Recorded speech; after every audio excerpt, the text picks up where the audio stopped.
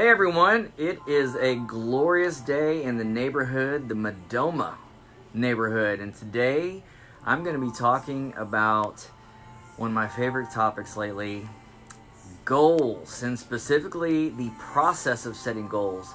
So I've kind of been talking about a few different aspects that people can think about when they're trying to create goals, but today I wanted to kind of distinguish between what a lot of you are familiar with, SMART goals.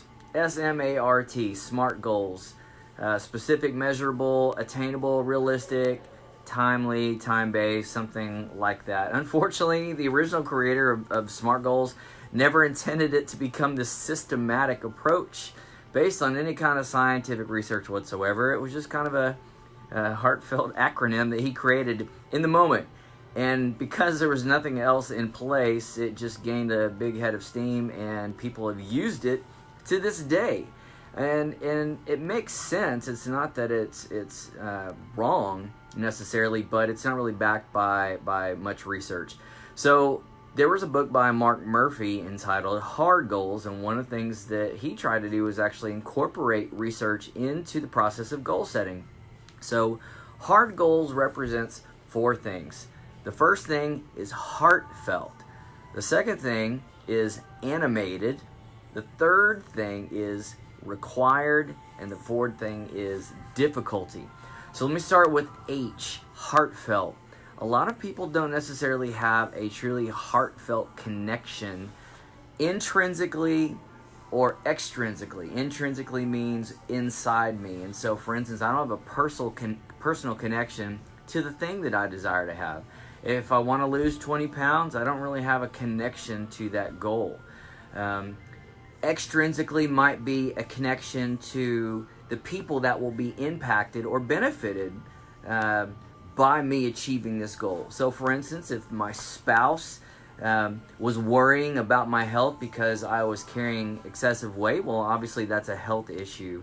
So when I began to develop a heartfelt connection to how this impacts other people, how it impacts me, that's something that tends to make us more mindful of the goal that we're trying to achieve. And again, I'm not going to go into great detail in this video because I don't want it to be 30 minutes long, and I certainly can talk. But I'm going to try to abbreviate these as much as I can. So there's heartfelt, and the second one is animated. And by animated, it's not necessarily that, when I give a public speech, sometimes I tend to be very, some of my friends like to call it hack daddy theater. I like to pretend like I'm an actor like Robin Williams and I'm on stage. But that's not the key here. Animated means to what degree can you visually see the goal? Like it's so real to you, so tangible that you can literally see it. And so that might begin by you writing down or sketching the idea that you would like to be healthier or start a business or something like that. But then as you begin to sketch it out, then you start to add details to it so that literally you're describing this thing to others with a clear purpose. The third thing is required. Like there's something about this that's necessary. And so for instance, if we're talking about our health, are you in some way, shape, or form heading down a path towards eventual health disaster? Is that going to impact your family if you have cardiovascular disease? Is it going to cost you money to have to pay for diabetes drugs? Like there are implications like that. And so what kind of thing do you need to do to light a fire under your butt? That's kind of what we're really looking for here in terms of required. Like it's a necessary thing I need to achieve. And then the last part is difficult. If I have physically impossible to achieve and comfort zone, I want that goal to kind of fit somewhere in the middle. It obviously cannot be impossible. There's no sense in even trying. But for me to pick something I can already achieve, it doesn't require a cost. It doesn't require anything of me. Well, that's not necessarily something that's going to give me pride. For instance, just today, the Chicago Marathon unveiled, if you will, all the participants that they've accepted to be a part of their marathon. My wife ran that marathon a few years ago. I can't remember if that was her first marathon. I think it was her first marathon. But it was a pretty proud achievement for her. I was obviously very proud of my wife for achieving this, and she's gone on to conquer other things. Well, this year, one of her good friends is going to be running the Chicago race, and she got accepted at the same time, so she was elated. Well, that was great. But then one of the things that really made me proud was that one of my clients who's begun the process of running, last year this time, she was thinking about short races. Then she began to add miles, and then it wasn't but maybe a month ago that I began to kind of throw something in her lap. Hey, what would it be like to sign up for a marathon?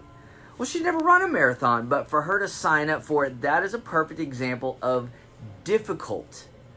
Now, it's like all of a sudden the light came on. Well, yeah, why not? Why shouldn't I try this tremendously difficult thing? So she signed up for it.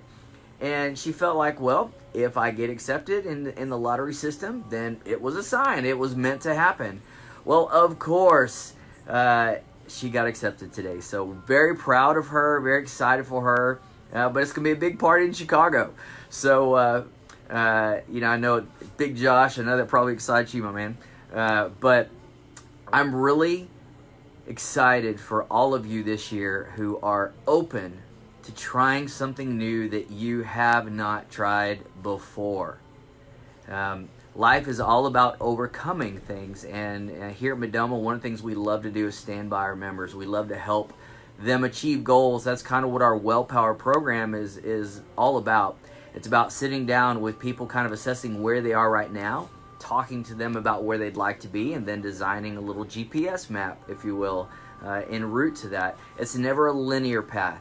People can begin a process, get discouraged, be encouraged, be discouraged again, and continue that process. And one of the things that we love to do is help our members out because we want them to be successful as well. So anyway, we would love for you to check out our Well Power program. Talk to Casey Sargent. He is the one that is kind of running the show with that program. And you can email him at caseysargent@modoma.com. Casey, C-A-S-E-Y, Sargent, S-E-R-G-E-N-T @modoma.com. Anyway, 42-day challenge is one of the big challenges that we're running right now. But if you want to reach out, feel free to leave a comment. We love when you guys get to watch these videos, and we certainly love doing them. So I hope you have a fantastic week, and leave us if you have any comments about videos that you'd like to see, feel free to leave a comment, and we will certainly put it on the radar. Anyway, thanks for tuning in.